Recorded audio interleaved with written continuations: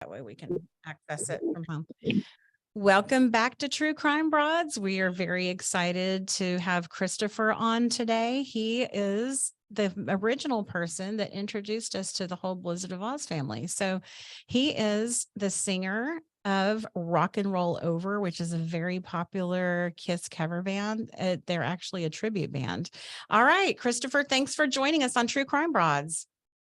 Good afternoon. Finally, we get to do this. Yeah, we're so excited to have you on. You know, you're like the real MVP here. You're the one that introduced us to Shame, and Shame's interview got all these other people to open up and come forward. So you're actually the originator of all this recent activity, and we're very thankful to you for that. We really are. And so are our fans. So thank you. Fans. Well, I'm listeners, I should say. Anything that can make justice come out of this case, I'm all for. This is just where our group of people in the tribute band scene, pointed towards. Where there's smoke, there usually is fire, and there's just a lot of pull going in this person, Tammy Lejeune Heap Welch, her direction. Gosh, she has more names than David Lee Roth. That's funny. Oh, that is true. So, well, yeah, I appreciate you coming forward and telling me about this. Gosh, we're coming up on a year ago. I think I started talking to you in January, and then Renee jumped in the group chat in the spring. So we're just super excited to be here with you today. Talk about how that all originated, about how he commented on something and we all got connected with him. Oh yeah. So Christopher, our guest today, he was in Who Killed Missy Bevers, which is a pretty popular Facebook group about the case.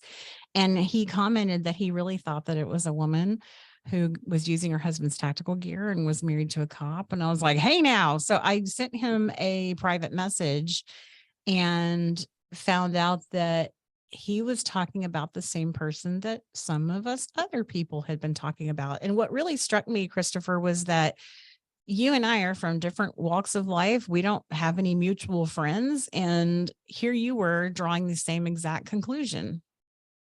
Exactly. I thought the same thing. That's what I believe we spoke about. I spoke to my wife about, and my friends. I'm like, this is just too coincidental, or however you'd like to phrase it, that exactly, we don't know each other at all. And here we are, drawing parallel lines directly to the same person. And this person just happens to have hightailed it as far away as she can get without crossing the Canadian border. Yeah, it's very interesting. Maybe they don't want her. So let's backtrack a little bit and talk about how you came to suspect this person yourself, because obviously you had suspected her long before you heard of True Crime Broads, or even our Facebook group. So kind of take us back to the beginning when you started to go, wow, that could be the person. Well, as the common thread seems to be in the musician circle, Scott Floyd. When I met Scott, I certainly didn't know him as long as Shame or anything like that. He was kind of like a shooting star. He was here for a little while, and then poof, he started descending real fast, and then he was gone. So, but Scott was always good to me. I hooked Blizzard of Ozz up with a show in New Mexico. And I had asked Shame, hey, just, a little finder's fee, throw me $50 or whatever. And, for whatever reason, it didn't come across. And, I didn't really press it. Just, it's one of those things you just kind of mental note of, but you don't want to make a big deal out of $50. It's not going to pay your house note or anything. So you just let it go. So anyway, Rock and Roll Over, my Kiss tribute band, thank you for mentioning that as well. We were doing a show in Louisville, and we're loading in, and who should be there but Scott Floyd. And he's like, hey, did you ever get that $50? And I'm like, no, man, I didn't get it, but whatever, I'm not going to trip out. And Scott goes, well, no, I don't want that kind of, bad blood or anything like that. So he gave me the $50, and I thought that was really, really nice of him. Wow, that was really nice. It was, it was very respectable and, professional, and I really appreciated it. So, he and I kind of became friends, but we're not hanging out or anything. I kind of, I have a young daughter, especially she was much younger at that point, that I'm still raising. So I kind of, when I'm not putting on kiss makeup and dancing around in high heels. I kind of focus on, being there for my daughter. And so I don't really hang out with a lot of people and make the scene and do all that stuff. I'm kind of over that. So anyway, fast forward, and Rock and Roll Over are performing in Frisco at a venue, and Blizzard of Ozz happened to be on the bill. They're kicking off the night for us. I hate to use opening band and all that. It just seems so demeaning. So I always say, hey, they're kicking off the night, because they're such a great band in their own right. So I'm in the dressing room, and I'm sitting down, and I'm, doing my kiss makeup, which I'm not the best at. So I really have to focus. Even after all this time, if I have 2 weeks off, it's just, I can't, I have to fight to get the star on correctly. And, it's just a mess. So I'm really focusing. And this woman comes and sits down right across from me. I mean, it like almost nose to nose. And she just launches into, well, let me say that, first of all, we had been touring the nation quite a bit. We have been doing casinos in Los Angeles and Seattle and Phoenix. And, she figured I have the inroads to that, and that, she could get a bite of that apple for Blizzard of Ozz. Well, hurrah for her. That's a great inclination, but it's not my hookup. It's an agent. And I try to explain this to her, and she's just really vociferously coming at me about this aggressively. Her eyes are just bugging out of her head, just, well, they're the best and you just don't understand. And I'm like, you're preaching to the choir. I think they're awesome, but there's not much I can do. And she's just not taking no for an answer. And, this went on for a good 5 to 7 minutes. And while, if you're sitting there watching a football game or a television show, 5 to 7 minutes just goes right by. But when somebody is just grilling you and peppering you with why you can't make this happen for them, that's a long 5 to 7 minutes. And it was just really aggressive. But I meet a lot of strange characters doing what I do. So I just kind of tried to blow it off, and leave it alone, focus on my task at hand, getting that darn makeup on and getting on stage and giving my best performance. So, but it really stuck with me afterwards. I was like, who is this woman? And come to find out, she's dating Scott Floyd. And fast forward a little bit further, and there's a band change up in Blizzard of Ozz. As Shame had mentioned, there was a shakeup in his band. They seem to have members come and go. It's wonderful to see their original lineup back together.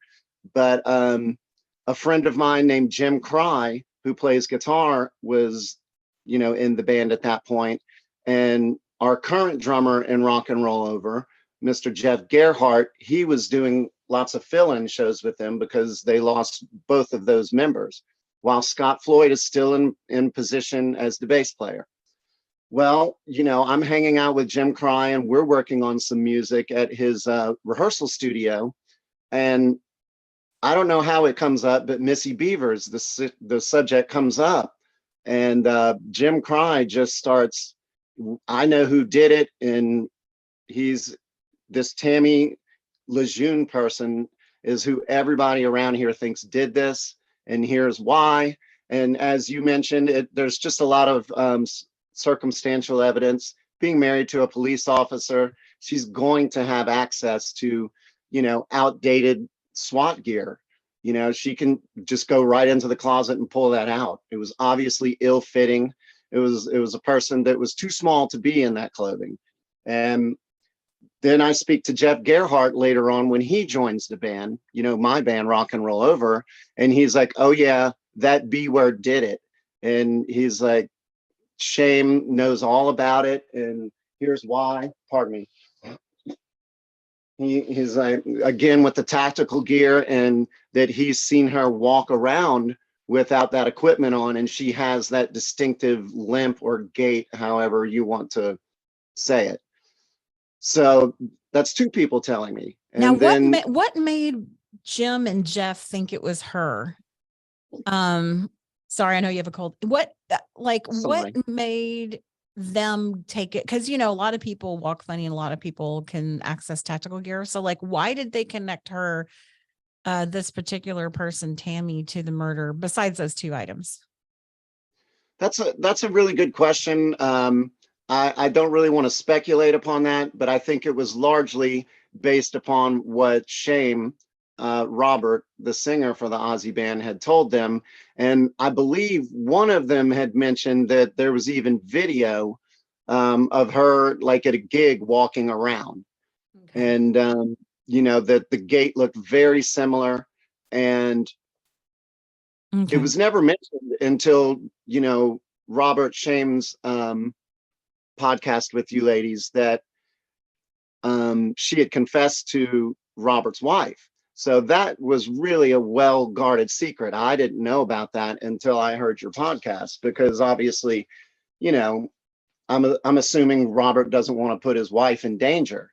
But when people hear it enough and it doesn't go away, the heat starts turning up. And that brings me to my next thing with Tammy is just out of the blue, I get a phone call from a phone number I don't recognize. And, you know, usually I don't answer those.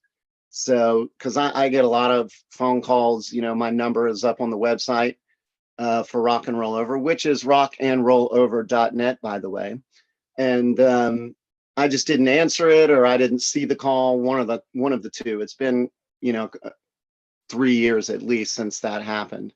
And so I go to check my voicemail, and the voicemail goes along these lines: "This is Tammy Lejeune. Can I help you?" Very forceful, much like it took a darker turn even than when she was face to face with me. It took a darker turn than that. And then, you know, if you don't hang up the phone, the voicemail just continues.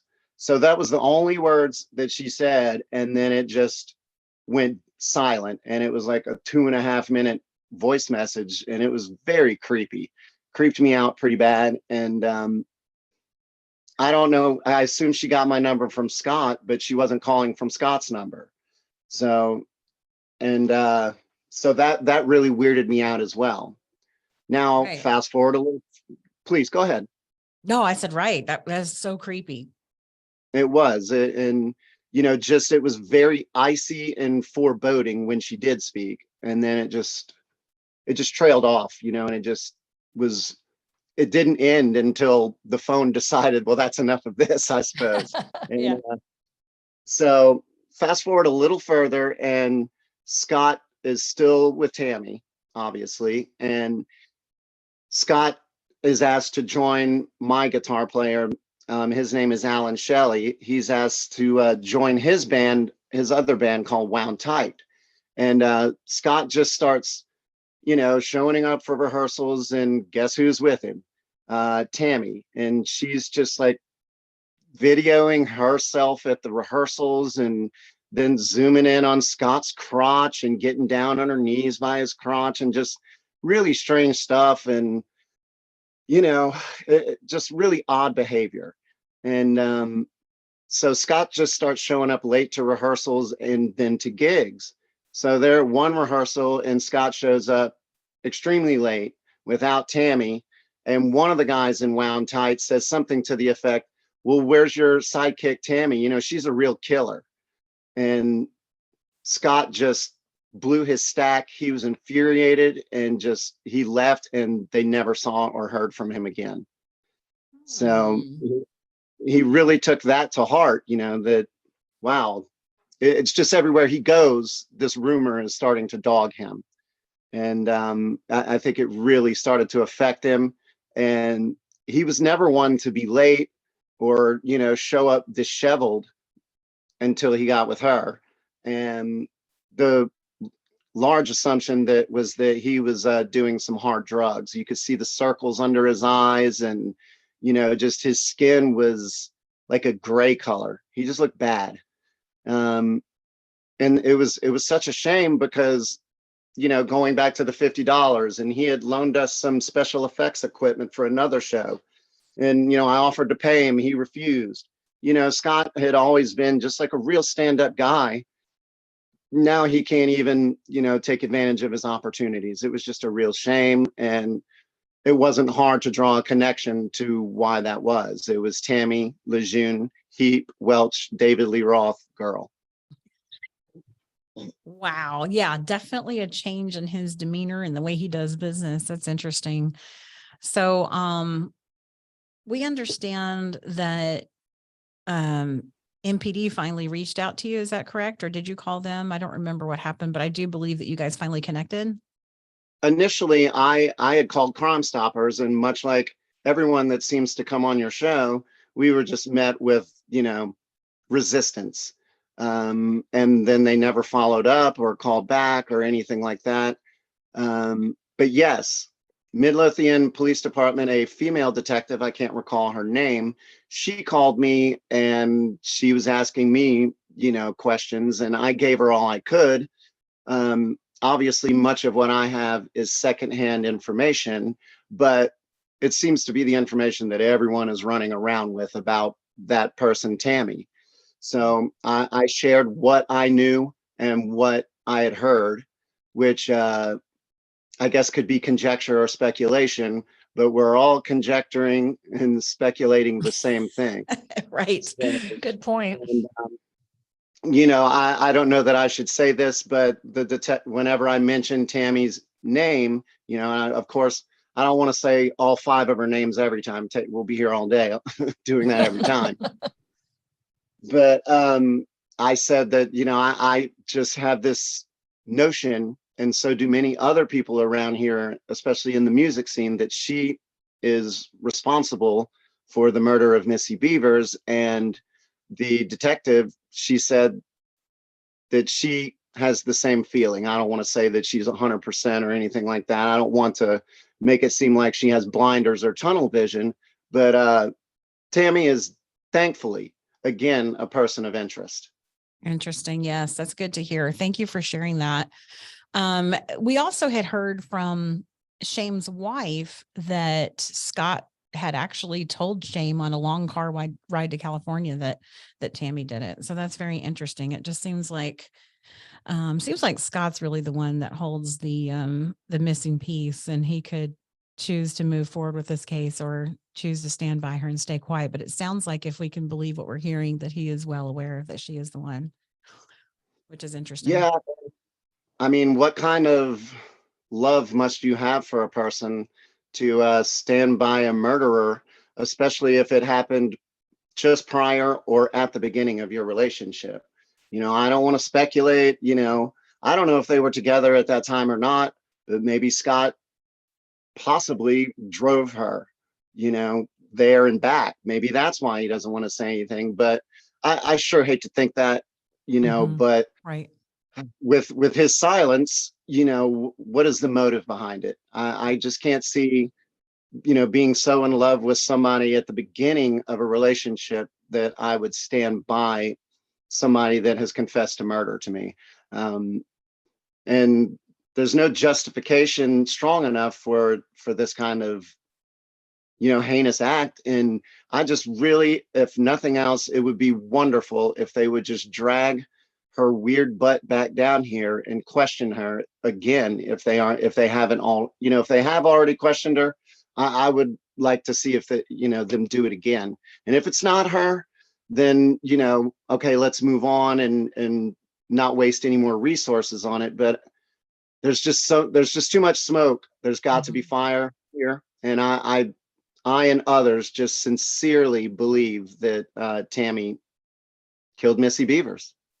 Yeah, I hear where you're coming from. And when we had Susan on our show, we asked her to please go over that confession with us. And when I don't know if you've heard it yet, but when she was on our show, that's one of our most recent, I think it is our most recent episode at this point, that's been published. And she said that Tammy actually told her that her husband's brother did it. And his wife. And his wife, which is so bizarre. We've never even heard that before. But, it kind of speaks to what you're saying. Why would she be pointing the finger at someone else? And then she followed up by telling Susan, if you tell anyone this, I'll know you told it. Now, what's interesting is Shame had told us that Tammy confessed to Susan. But when we had Susan on, Susan said that's what Tammy told her. So we don't know if maybe Susan got some cold feet and didn't want to share that, or if maybe Shane misunderstood or something. We don't really know what the deal is, but she sort of contradicted a little bit what Shane had said about that conversation between her and Tammy. So we don't really know. Well, not only that, I, but she also mentioned a couple times, I can't believe, and this is according to people we've had on like Winterus and other people, we can't believe they haven't caught the killer of Missy Bevers. That's just crazy. And then all of a sudden, she doesn't want to tell the fact that she thinks or is inferring that she knows who did it. So I thought that was weird. What were you going to say, Christopher? I actually have listened to both Robert Shame's podcast and his wife's. It seems to me like she was a little sketchy on some details because so much time has passed, you know. So I don't know that she was trying to contradict anything.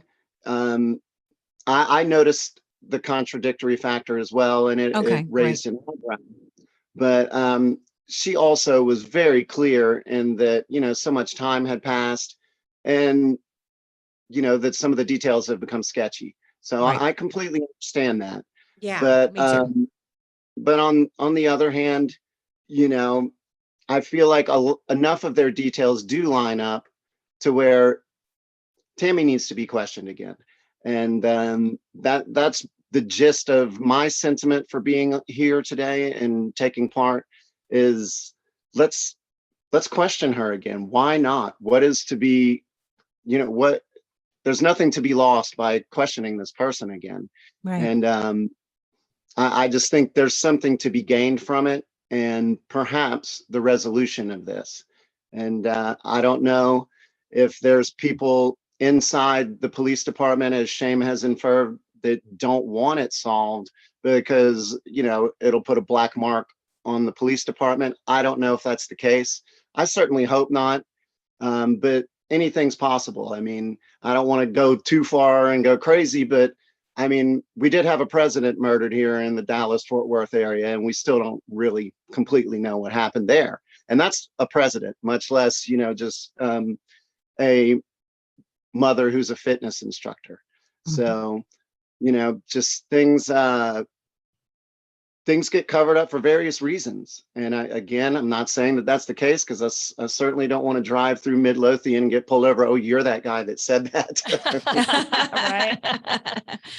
Well, like my husband said, we probably shouldn't assign malice if to incompetence, but you know, hard to say. It does seem like they do want it solved. Tammy's husband, for those of you joining us for the first time, is retired Dallas PD, very long career, I think almost 35 years with Dallas PD, respected police officer. No association really, other than they're all cops, with Midlothian police. But there has been a lot of chatter about people are assuming, because it hasn't been solved yet, that him being a cop is a factor. But I personally don't think that, and I hope it's not the case. But you know, like you said, anything goes. We don't know the answers to these questions, of course. Exactly. And the only real question I want answered is who did this, and they need to face justice. And I'm on here today because I believe Tammy did it. And again, I hate to be a broken record. I would love for her to be questioned and put her feet to the fire, see what happens. Right. Go ahead, please. Oh, no, it's okay. Yeah, you know, that's what I was gonna say. You were courageous, you came forward, you talked about it. And then of course we discussed it, you talked to police, and then now you're coming here to, you know, say your part. And we just encourage more people to do that, because that's how cases get solved.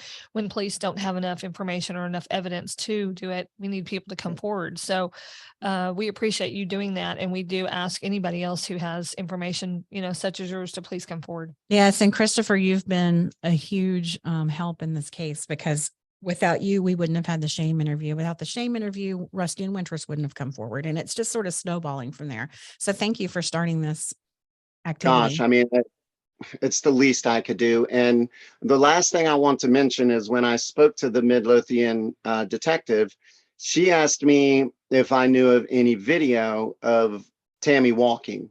So like I said, I seem to remember Jim Cry telling me that he had seen video of her walking that was in Shame's possession. So if he were able to call that video out, I know it's been years, and who knows, it could be recorded over. Mhm. If he could find that video and present it, to the Midlothian Police Department, that may be just one more little step towards this, because obviously the police are asking to see video of her walking for a reason. Right, absolutely. And okay, so Christopher, on a different note, when is Rock and Roll Over playing in the Metroplex next time? Well, again, you can check rockandrollover.net. We have plenty of shows coming up to round out the year. Locally, we will be performing at House of Blues on December 1st. It's going to be an unplugged. It is. We're looking forward to it. I think it's not going to be on the main stage. It's been a couple of years, since the pandemic, they really haven't brought back a lot of the local tribute bands. I think one, the Mighty Back in Black has performed there one time, and gosh, those guys have owned that place for years. But anyway, December 1st, we'll be at House of Blues doing an unmasked, meaning no makeup, and unplugged show. I believe it's in the Foundation Room. And then on December 17th, we'll be performing at a venue in Louisville called T's, like T''S. That will be my birthday show. I think I said that it's on Saturday, December 17th. Nice. And then the rest of the shows that we have this year are spread out around Texas and Abilene and down by San Antonio. And we also have a private event coming up in Dallas on the 15th, but that's neither here nor there for the public. Are you on the 17th on your birthday? Will you guys be in full makeup? We sure will. Awesome. Let's go to Tees. Yeah, let's do that Yeah. one. That sounds Hey, good. we binge watched your videos. They're fantastic. If anyone out there hasn't become aware of Rock and Roll Over yet, and you're in the Dallas area, you really ought to see them. And like Christopher was just saying, they also tour. You're going to be coming up in San Antonio, you said? Yeah, it'll be in Selma, which is about 20 minutes north of San Antonio. And as far as San Antonio goes, we're hoping to have something in San Antonio proper at Sam's Burger Joint, which is, I know it sounds like, a lunch counter, but it's really not. It's Sounds good. It's like the food is great, and it's a really nice venue. It's very, I'm going to use the word intimate, but it's built for music, and we're looking to return there in February. And we just got through that's why I'm kind of under the weather. We just came back from doing Lafayette and New Orleans last week, and it was rainy and cold, but we went and did it. So we're always getting after it. We were offered a show to play actually the day after Thanksgiving, but I have a few members that are unavailable. So I've always wanted to do the one-man band thing, so maybe I need to start rehearsing that. That's awesome. That's- Well, we're yeah. so excited to come see you, and thank you for spending time with us here today. It was a pleasure. We look forward to communicating with you in the future, and also just everybody, just so everyone knows, he is the Paul Stanley character in the Rock and Roll Over and the Kiss tribute band, and we can't wait to come and see you. So Yeah, thanks for I'm so joining us. excited. Have a great day. We hope you get to Thank feeling you. better. All right. Thank you so much, Thanks, ladies. Christopher. Thank Take you. care. Bye-bye. Bye. Bye-bye.